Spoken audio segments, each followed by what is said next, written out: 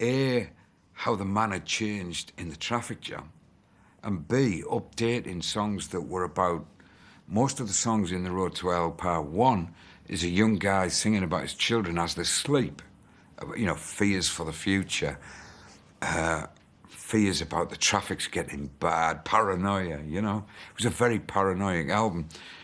And this one is now those little kids in the cradles, they're now teenagers, and he's having to deal with teenage problems. I mean, E is a song about listening to three girls have a conversation about ecstasy. Because I was stunned. I'm in a strange position. In our house, Josephine and Julia know all there is to know about the problems of being musicians. They've seen uncles who were heroin addicts, you know. It's not a big deal in the rear house. It's not shock tactics to try and hit Papa with anything like that, you know. It's just been there all the time. It's a hazard of life, you know. So it's like modern problems of being a father, you know.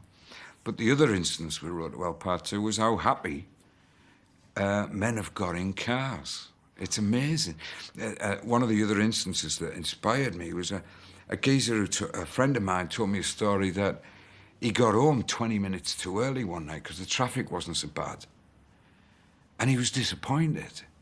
He was actually disappointed because he'd listened to his radio show for the last 8 years, and he used to just nicely time the end of the radio show with getting home.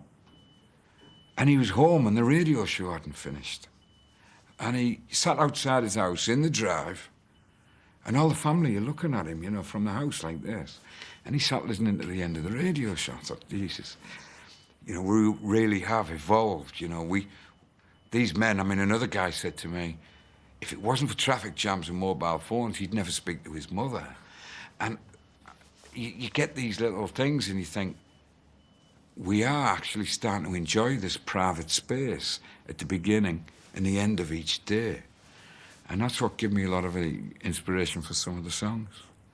I like to think that this is some kind of Buddhism, you know, and it's leading me back to simplicity in the end, and there's going to be a nice album of 10 simple songs, you know, about simple things. So I'm waiting for myself to come back round the houses. It was like Richard Harris once said when a policeman found him drunk in London, laid in the street, and Bobby said, "What are you doing?" And he said, "Well, somebody told me tonight the world spins round it."